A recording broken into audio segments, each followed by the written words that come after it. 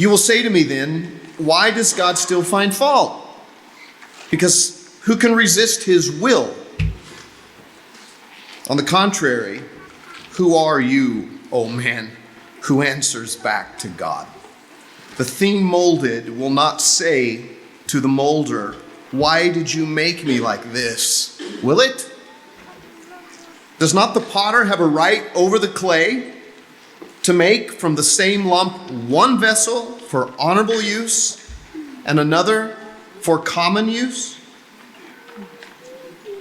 That passage from Romans chapter 9, beginning in verse 19, is in the middle of a section where Paul is trying to drive home the point that it is God who has designed us in each and every way, and that each of us are unique. Some of us have greater skills that make us vessels of honor, as he describes them, and some that become vessels of dishonor.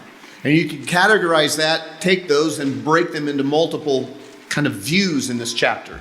You can see it as those who are saved and those who are unsaved.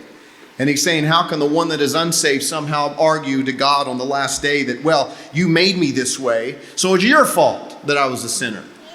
To which he says in verse 18, he has mercy on whom he desires and hardens whom he desires. But I want to remind you that hardening, just like with concrete, can only happen if concrete is in the mix.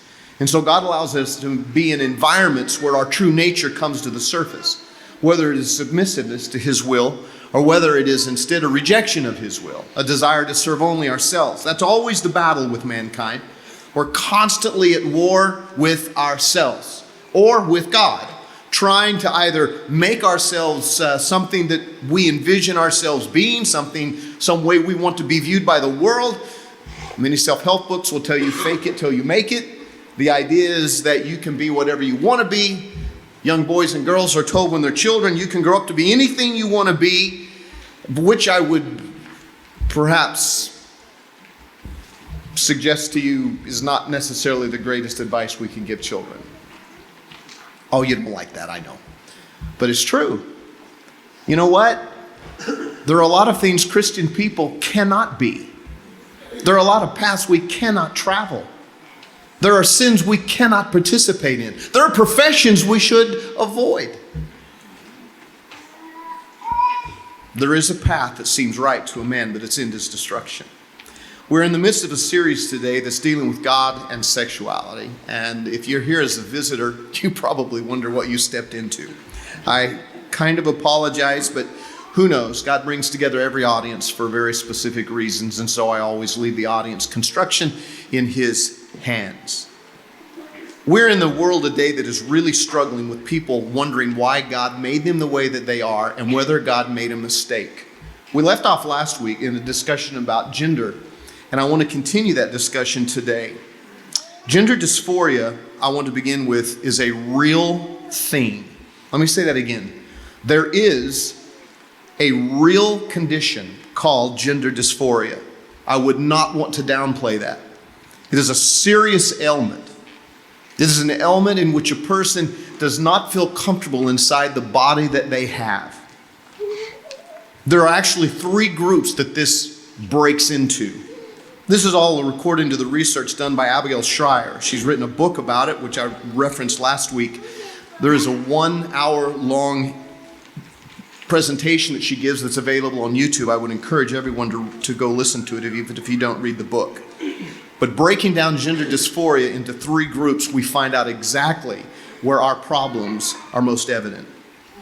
There is a clinical aspect of gender dysphoria, clinically defined, clinically diagnosed. It affects 0.001% of the population. Can I say that again? 0.001. If I could get the young people to pay attention to anything else that I want to say right now, I hope you'll listen to this part right here, because this is where the rubber really meets the road in this discussion and in this problem that you're seeing in your world. Clinical gender dysphoria touches 0.001% of the population. It most often affects males, not females, and begins super early to display itself in a person's life, ages 2 to 4. This is based upon the scientific research and evidence from dozens and dozens of studies covering over a 100-year period. Gender identity disorder is what it was called until 2013. I want you to pay attention to this now. Why was it changed to from gender identity disorder to gender dysphoria in 2013? Because, as Blair, my friend, tells me, words matter. And defining terms and the usage of specific words to define specific things matter. To change the culture, you first change the language. There is a reason that gender dysphoria is called that now and no longer called gender identity disorder. And here's why. It originally is classified as a mental disorder. It is a mental illness. The word disorder, just as it was purged from our vocabulary regarding homosexuality, it is now they are attempting to purge it from our language, from our vocabulary regarding gender. Why? Because if you want something generally accepted as normal in the population, guess what you have to do? You can't call it an illness. You can't call it a disorder. Now listen, recent studies from the early 2000s, and this is undeniable. This is not even debated. Only 1 in 12,000 males truly have gender dysphoria. And only 1 in 30,000 females. Do you know what this means? If Abilene is a normal city, there are 5 men and 2 women who are suffering from gender dysphoria. I would suggest that most of our young people that are sitting here today know more than 2 females that say they have it in their own circle of friends. Isn't that crazy? What's happened? Do you know that until 1970, the normal treatment for gender dysphoria was psychotherapy that helped people accept their bodies? And do you know that without any intervention whatsoever, no attempt to treat it, no attempt to deal with it, just allow it to normally run its course, 70% of all the people who were diagnosed with gender dysphoria overcame it and came back to a normal acceptance of male and female and a normal acceptance of their own body by the time they reached adulthood. 70%. But now, we relish in it. We are wallowing in it. That's the first group. The second group, and young ladies, I really hope this will speak to you. Teen girls are the second categorization of gender dysphoria. Teen girls. Prior to 2007, there were virtually 0 cases among women, among young girls. It almost always manifests itself among males. In 2007, it exploded. And now today, since 2007, it has exploded. And now today, the largest group that make up those who were considered to suffer from gender dysphoria are teenage girls. A professor at Brown University said it is, and she named it, quote, rapid onset gender dysphoria. Rapid onset. It all of a sudden burst onto the scene. Why is that? Because teen girls tend to be those who most struggle with an acceptance of who they are physically. I'm going to ask the women in this audience, and particularly the teens, I want you to, if you would you, when I do this, would you look around the room? I would like all of the women who are 20 years or older, if there was ever a time when you were a teenager, when you would have said something like, I hate my body, I am not happy with my body, I don't like who I am physically. If that ever hit you when you were in your teens, would you please raise your hand?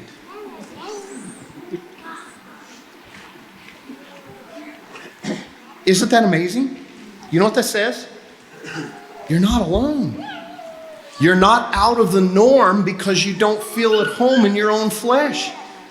You are experiencing what virtually every woman experienced when they were your age. You're simply being told today that you can't be right, you're not normal because you don't feel at home in your own flesh. And what I'm telling you is,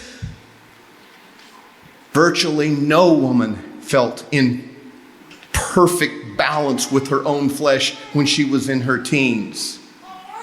And if she did, because she was going to grow up to be a supermodel, I promise you, age took care of that eventually. Gender dysphoria, while real, is not what most of you are experiencing. Listen. Rapid onset gender dysphoria. All of a sudden, teen girls are... I heard one lady told me that in a class of 13 girls, 7th grade girls, 4 of them thought they had gender dysphoria. They wanted to identify something other than a woman. There's a reason. This so-called transgenderism in girls is tied to social media. It is a social contagion. Just like eating disorders have become a social contagion.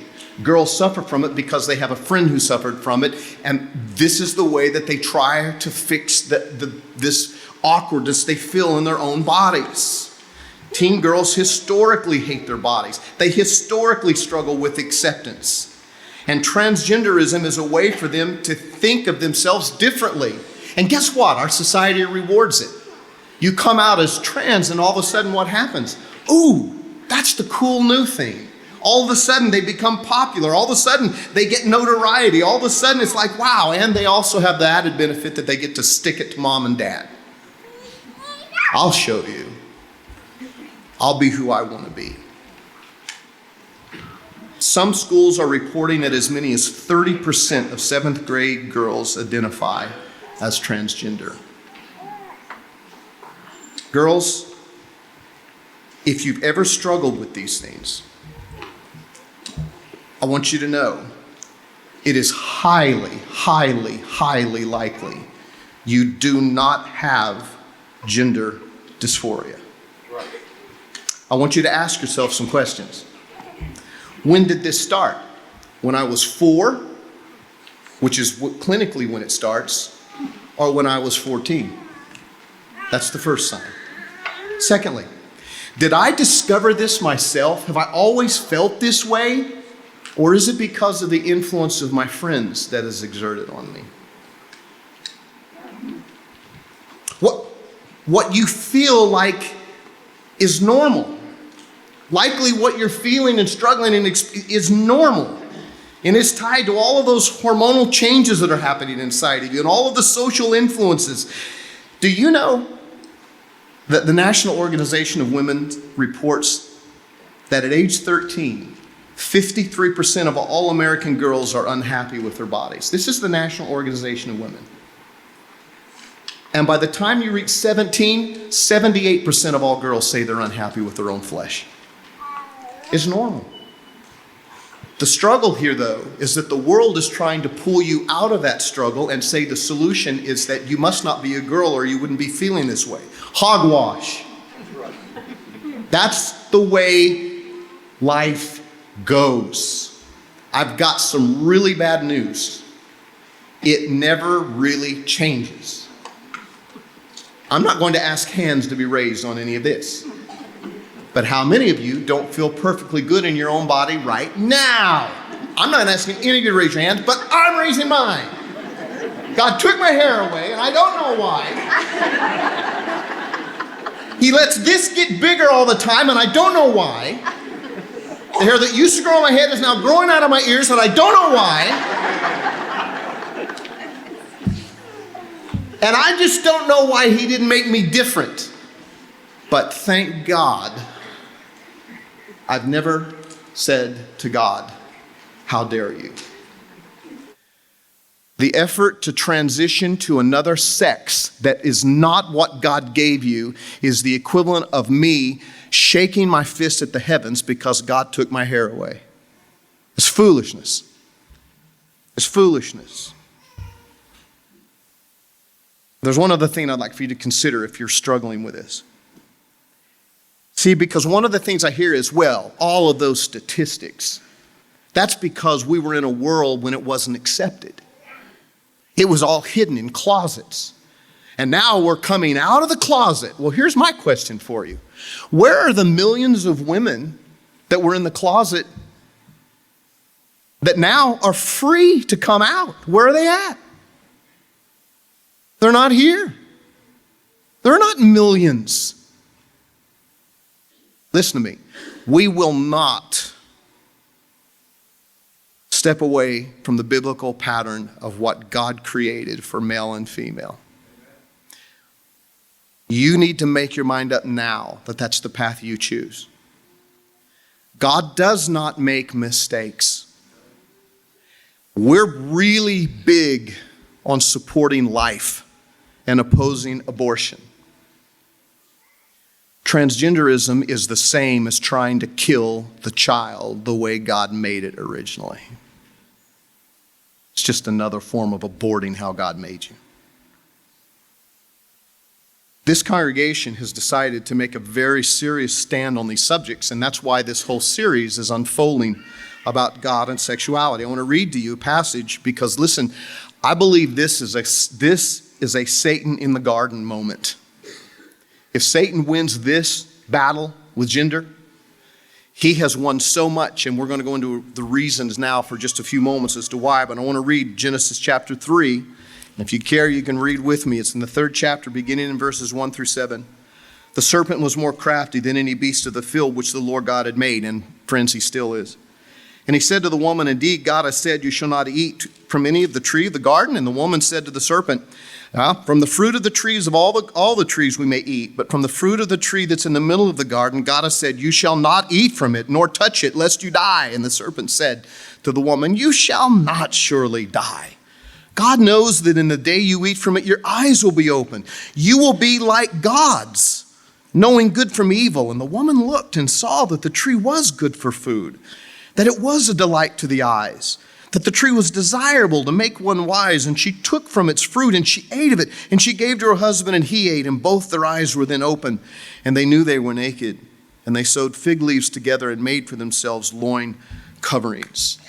This is another moment just like that. In Romans chapter 1, beginning in verse 16, the Apostle Paul writes a letter dealing with human sexuality, and he's talking specifically in this chapter about how sexual sins, when they permeate a society, they are reflecting the judgment of God coming into a society. And that we can reach a point where all of a sudden the uniqueness and the holiness and the sanctity of marriage and sexuality is defiled. And when that reaches its zenith, destruction always follows. Sodom and Gomorrah, 2 great examples. And no, we're not, by the way, next week we'll be dealing with that topic, homosexuality, just so you know, so you can make it on your, mark it on your calendars and come back ready for that. But in Romans chapter 1, beginning in verse 16, it says, I'm not ashamed of the gospel, and I'm not ashamed of the gospel, and I'm not ashamed of the teaching of Christ on these topics, by the way. It's the power of God for salvation to everyone who believes, Jew first and also the Greek. In it, the righteousness of God is revealed from faith to faith, just as it is written, the righteous shall live by faith. For the wrath of God is revealed from heaven against all ungodliness and unrighteousness of men who suppress the truth in unrighteousness. Because that which is known about God is evident within them. God made it evident within them. Since the creation of the world, his invisible attributes and divine nature have been clearly seen through the things that are made, so that they're without excuse. For even though they knew God, they did not honor him as God or give thanks, but they became futile in their speculations, and their foolish hearts were darkened. Professing to be wise, they became fools and exchanged the glory of the incorruptible God for an image in the form of corruptible man. So God, therefore, verse 24, gave them over to the lust of their own impurities, that their bodies may be dishonored among themselves, because they exchanged the truth of God for a lie. One of the things that concerns me most about gender dysphoria and what you're being fed, and it is a trough of lies. It totally violates science, completely violates known, proven, statistical science. I've already shared with you the statistics. That tells me that what's happening in our culture has very little to do with clinical dysphoria, gender dysphoria. It has everything to do with the undue influences, this societal influence that's happening, this social contagion that has erupted, that is calling our young people and ripping them out of our hands. I said there were 3 classifications. I only gave you 2. The third one is the activists, and that's what we're all being subjected to. Activism in the area of gender is absolutely off the chart, and there is a design to it. The purpose of the social activism or the activist in this field is the desire to eliminate all biological designs. That's a slap in God's face directly. And the second thing it's designed to do is to destroy the building blocks of the nuclear family. That was the goal with homosexuality as well. Gender even takes it a level deeper, because now instead of having two moms or two dads, now what they want is for us to have nothing. We literally are alone. Do you not see what happens when we're completely isolated from one another with no support systems? Show me a Christian who tries to survive without a church family. They're destined to fail. Show me a son or a daughter with no mother or father in the family. I'll show you a child that is destined to struggle dramatically. It'll be traumatic before it's over with. Show me a child that doesn't feel at home in their own bodies. They don't have a mother they can count on. They don't have a father they can count on. And they don't even have themselves that they can count on. They have no confidence even in themselves to find comfort or truth.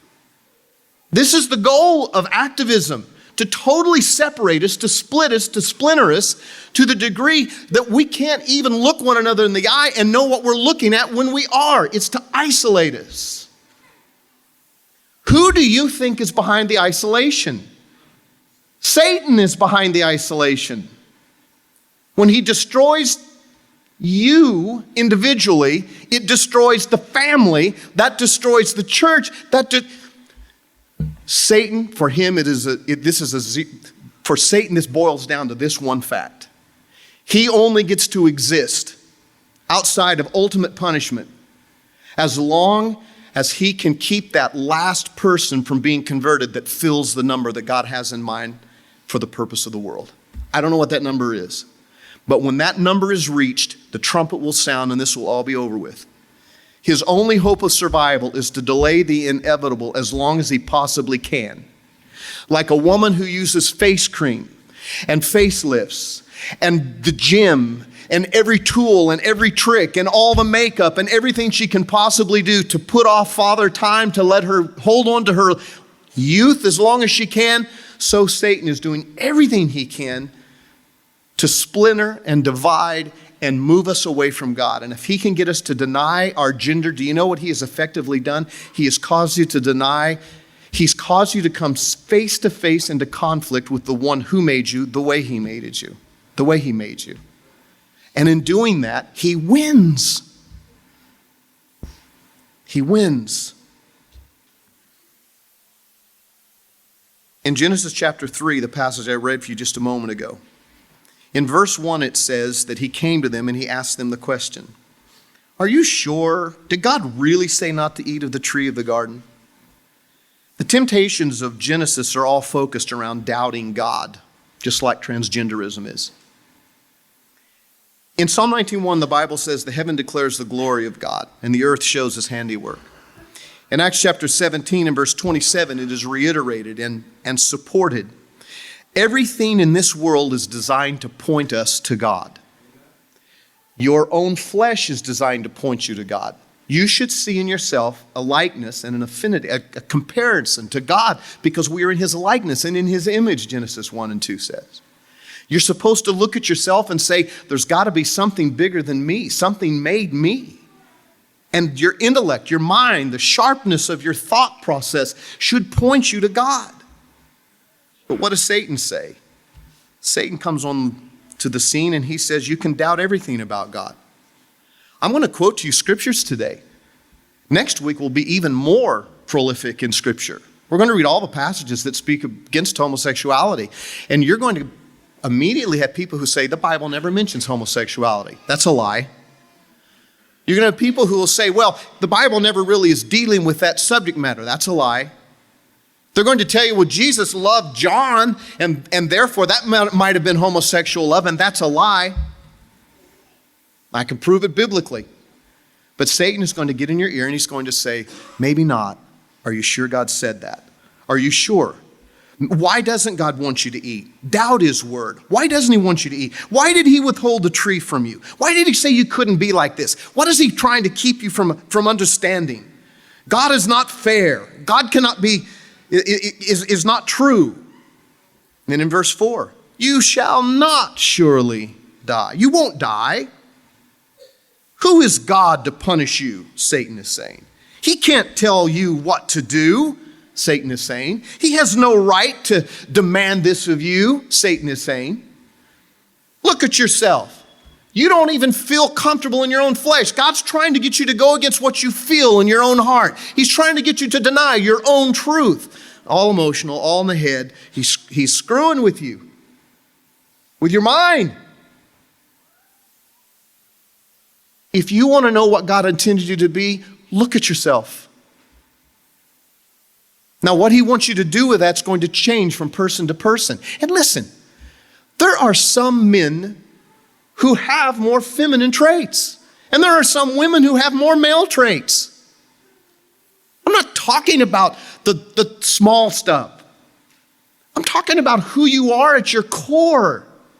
And if you don't feel at home with who you are at your core, don't search for answers in the wrong places. It's like, I had a guy one time who came to me and he said, I'm really trying to find a really good wife, really a good mate. That's really what I want. Well, where are you going to find this woman? Well, I go out at nights and I'll go to the bars well, buddy,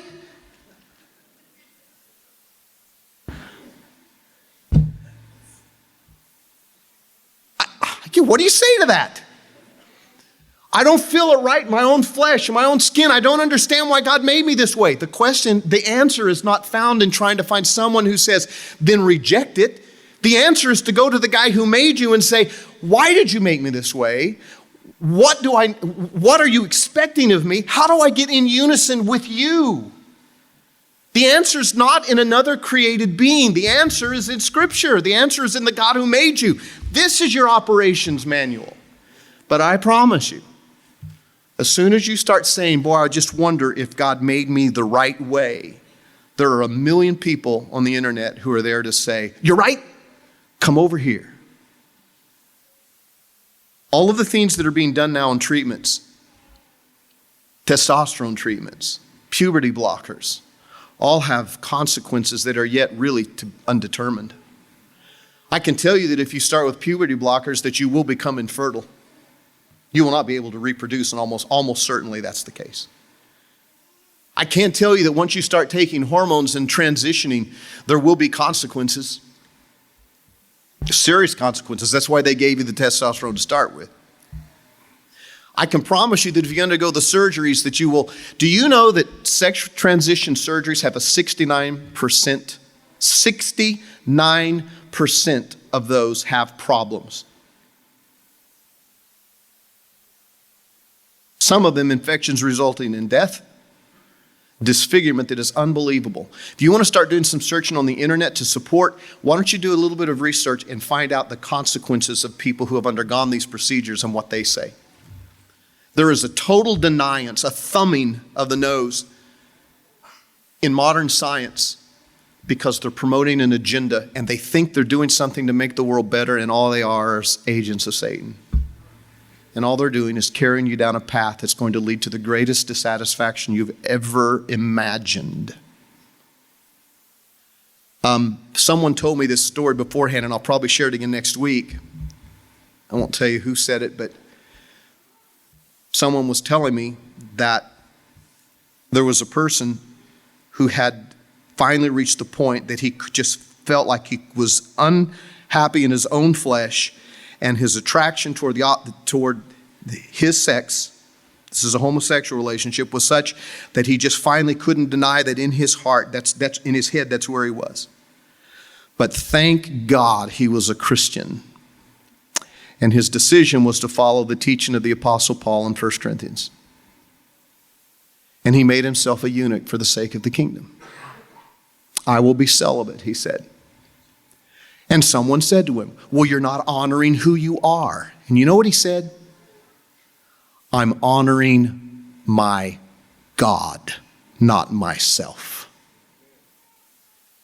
If you find yourself pulled in a direction that is violating Scripture, you have one of the greatest opportunities imaginable to display that your love for God is deeper than your love for yourself.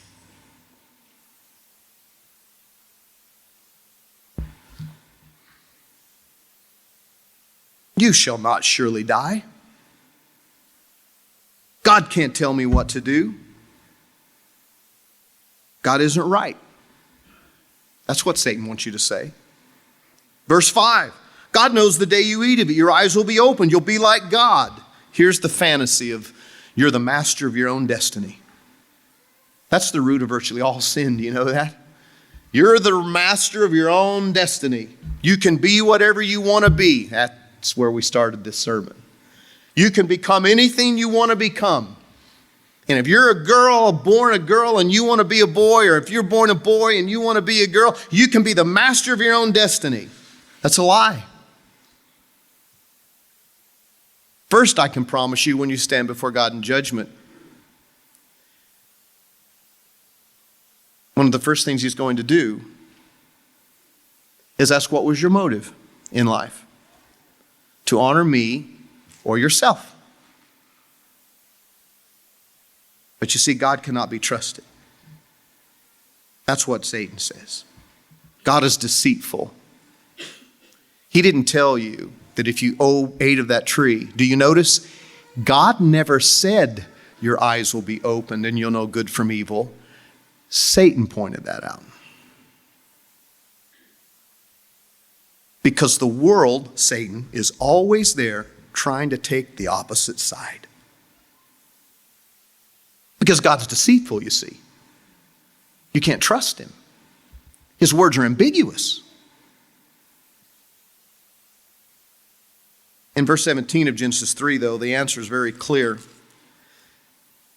Because when God finally shows up and starts issuing the commands, it's all because I told you not to do that. And you did anyway. And now the consequences will be real. I don't want you to make the mistake of doubting God and rejecting how He made you. God is very transparent and He's true. Friends, if you can't accept how God made you physically and look at your own body and see what He intended you to be and accept how He made you, whether you like it, hair, or not, how are you ever going to prove to Him that you trust Him in matters of the Spirit? Christianity is about a complete surrender of self and an understanding that He made me exactly as He chose to make me. I want to read one more time after this message, and I'm about done, but I want to read one more time from Romans 9.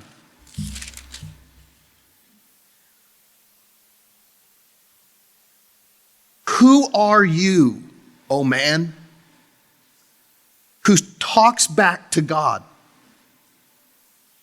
The thing that has been made, looking at the one who made him and says, why did you make me like this?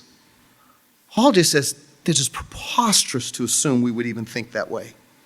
Does the potter have a right over the clay? Yes. He had the right to make you as he did. And he did. I can't tell you what you're feeling in your head right now about gender or how God made you. I can't tell you how you feel about that. Here's what I'm trying to tell you. What you feel doesn't matter. It's never been about what you feel. It's about what God said. Eve felt like the tree was good. 1 John 2:16. That it was a delight to the eyes. Man, I'll look better if I make this choice. That it was desirable for food. That it would make me wise. And when she bit it, she couldn't change it. It took God to change it. To the sending of Jesus. Don't bite that fruit. The path that they try to get you to go down can have irreversible effects in some cases. More importantly, once you start down a path of saying God is wrong, that only ends not in self-acceptance. It ends in hell.